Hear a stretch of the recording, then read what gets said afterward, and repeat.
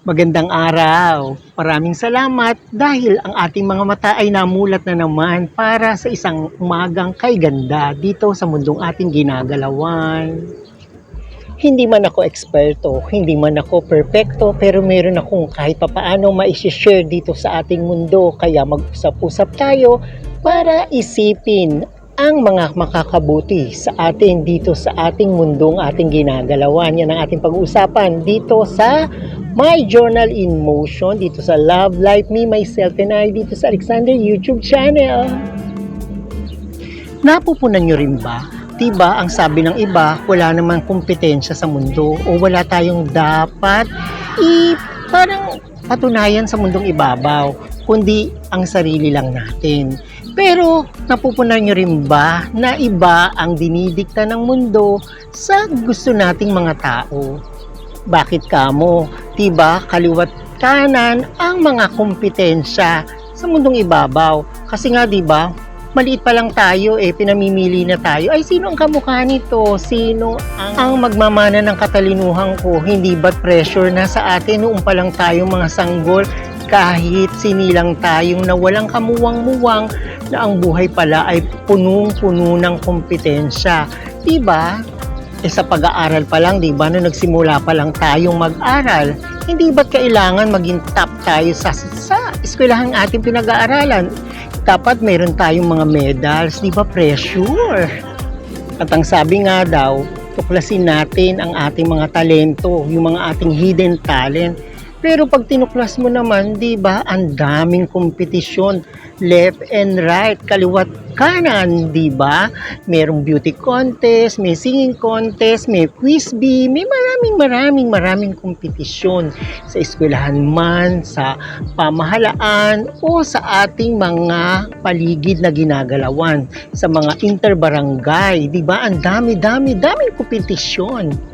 Kaya karamihan sa atin na buhay ng hindi alam ko anong gagawin, di ba? Kailangan higitan ko ito, dapat gawin ko ito, dapat mag-excel ako sa mga bagay na gusto kong gawin kasi nga kinukompete tayo ng mundo. Pero ang sabi naman, wala tayong dapat pinagkukumpetensyahan, di ba? O kaya wala tayong dapat pinapatunayan. Diba? Ibang-iba ang gusto ng mundo sa gusto nating mga tao. Kaya tayo ngayon ay gulong-gulo. Kaya habang tinutuklas natin ang ating mga talento o yung mga makakabuti sa atin, huwag nating kakalimutan maging mabuting tao. Dahil pwede naman natin sabayan ng mundo nang hindi tayo nang lalamang ng tao. O yung bang kailangan smooth sailing lang tayo habang ginagawa natin ang ating mga pangarap, na tinutupad natin ang mga pangarap, isasanggunin natin to sa ating may kapal, yung sa poong may kapal. Dahil siya ang guidance natin dito sa ating mundong ginagalawan. Kaya hingi tayo ng kanyang biyaya na makakapagpabuti pa sa atin bilang tao.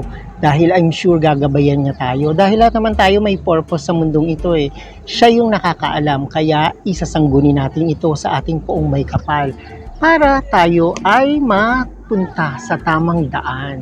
Kahit pagbali-baliktarin natin ang mundo, di ba, talagang merong mag-e-excel sa mundong ibabaw at merong kahit papano naiiwan.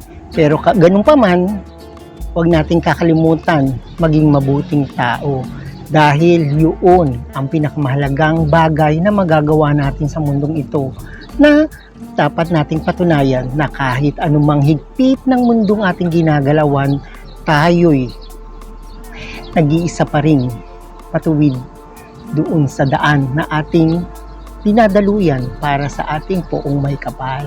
Kasi yun naman ang gusto niya Kahit alim natin na ang mundo ay yung parang sinasabi nga natin na survival of the fittest, diba? Kasi nga ang mundo ay mapanghamon. Pero kahit mapanghamon ito, pwede naman natin itong daanin sa mabubuting gawa para tayo ay mapunta sa tamang landas na ating gustong tahakin dito sa mundong ibabaw. Diba? Sa Diyos ang awa, nasa tao ang gawa. Kaya hingi tayo ng guidance sa Kanya para matupad natin ang ating mga pangarap na minimithi. Kaya kung ano man ang hamon na ating pinagdaraanan sa mundong ibabaw, huwag mahihiya o huwag makakalimot tumawag sa ating Panginoon.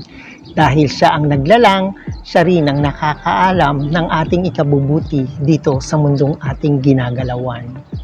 O ayan, wala na naman akong yaman na sa inyo'y maibibigay, pero kahit papaano meron akong munting kaalaman na sa inyo'y maishishare para kahit papaano naman ang ating buhay ay gumaang-gaang dito sa mundong ating ginagalawan. Ayan. Thank you for watching and please subscribe to my YouTube channel and please share and like.